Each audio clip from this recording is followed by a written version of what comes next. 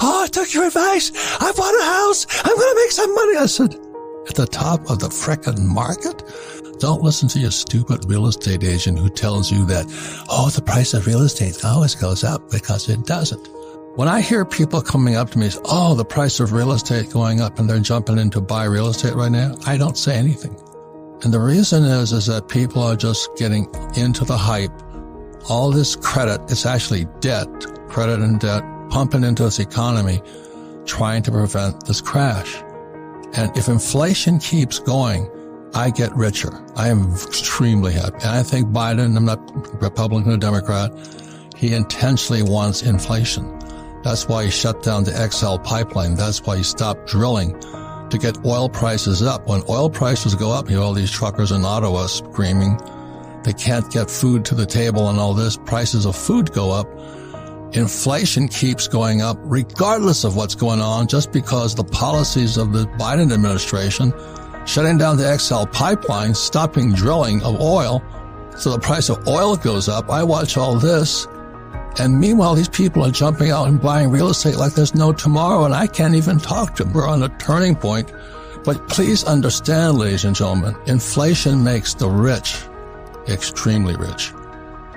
The middle class will pay higher taxes, and the poor will get poor because they're the ones who can't afford that $25 Wagyu steak that my friends are selling. So that's why we're in the biggest critical turning points, and that's why I don't know how many years ago when I walked past Rich's book and Borders, and it says a dollar crisis. If you understand what's going on, the problem is the U.S. dollar. Because in 1944, it stopped being money. It just became the reserve currency of the world. And in 71, Nixon took the dollar off the gold standard. We're being set up right now, one of the biggest changes in world history. And so, I bought a property. What do you think? I can't even talk to him, because this, to me, is 2007 all over again, and then the repo market collapsed. 2008, the market collapsed, and back in 2008, this guy named Bernanke, I believe it was, could print money. And this is where we are today. You've got to wake up, ladies and gentlemen, because otherwise you're just this stupid little hog just driving to slaughter. So America is we're at, not just America, we're one of the biggest turning points in world history. And like, there was Rockefeller, one of those guys said is, when shoe shine boys are giving you stock tips, time to get out. And I was in Safeway the other night, and these people are coming up to me, I did what you said, I bought a rental property. And I came back home and I said to Kim, time to sell. It is so dangerous, but you can't talk somebody out of it because they drank the Kool-Aid. So that's why I'm really honored to have a dear friend, Richard Duncan, been friends for years. He helped Kim and I time the last turn back in 2008. We made fortunes because while everybody was selling, we were buying. And that time has come again. And so that's why please listen to what Richard Duncan has to say. A few months ago, the Fed was still creating $120 billion every month. And then in November, they said they were going to start tapering that, reducing that by $15 billion a month. But the very next month in December, they said they're going to double that and reduce it by $30 billion a month.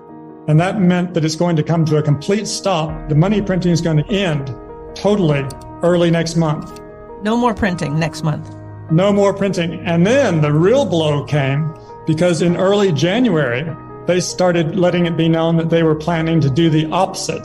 Instead of printing a lot of money through quantitative easing, they're going to start destroying a lot of money through quantitative tightening. Now, when they print money, that pushes asset prices up. When they destroy money, that tends to make asset prices fall. And when the stock market heard that, they freaked out. How do they destroy money? Well, they destroy money because when they print money, they buy bonds with that money. And normally, when the bonds mature, they just roll them over and buy a similar kind of bond. But they destroy money by essentially selling those bonds.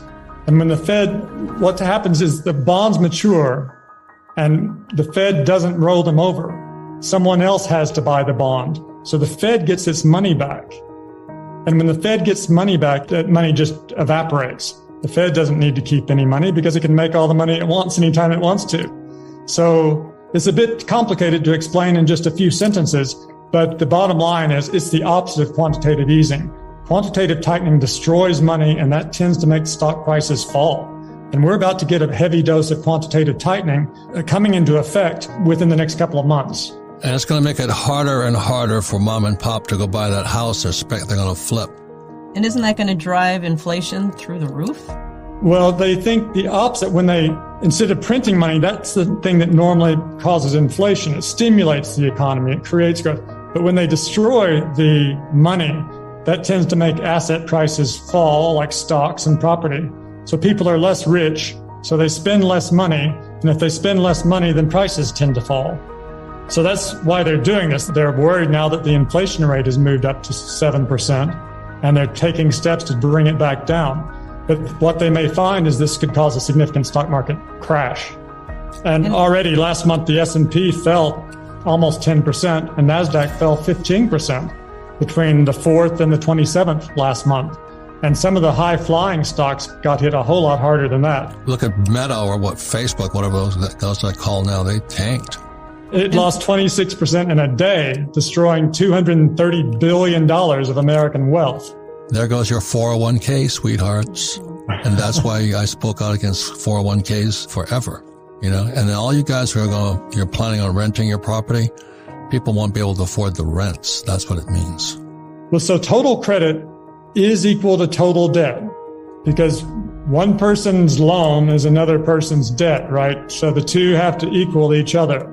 So one way of thinking about this, the easiest way to think about it is all the debt in the country. Government debt, household sector debt, corporate debt, financial sector debt, all the debt.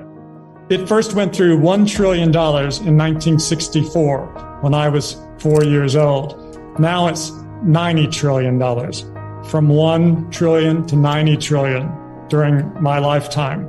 And this credit explosion, which would not have been possible if we had remained on a gold system where dollars were backed by gold. But this explosion of credit has transformed the world. Wait, Richard, hang on. You're speaking like an economist again. Credit is what the Fed and the Treasury allow people to get to the big banks like Wells Fargo and all that. And that credit then allows people, the banks, to send out debt. So then corporations and individuals come in and they take credit and they turn it into debt, but it's the same thing. So by creating credit, debt could explode. Am I correct on that or incorrect? No, I think you put that exactly right. Yeah, credit's not a word people use. They use credit card, but they think about debt, their household debt. So that's what I'm saying. We don't teach economists. We teach everyday mom and pop who is trying to speculate on their 401k or their house. The reason I tend to use credit is because I say this system that we have now is not capitalism, it's creditism. Yes. Creditism sounds better than debtism. I tried that. Creditism works better. Yeah, capitalism to creditism. Because credit growth drives economic growth now. We're dependent on it. Yeah, what Richard is saying is the way America grew was because we produced products. Now we don't produce products, they create credit or debt. Am I correct on that one? That's right. Instead of our economy being driven by investment and savings as it used to be, it's now driven by credit creation and consumption, and more credit creation and consumption. And that's been great. The problem is it requires credit growth to survive. If credit contracts, we have a depression. And that has made us dependent now on government borrowing and government spending to keep us out of depression. So if you're going to buy, I don't know how many people, I took your advice. I bought a house. I'm going to make some money. I said, at the top of the frickin' market? And what about all these guys in this 401ks?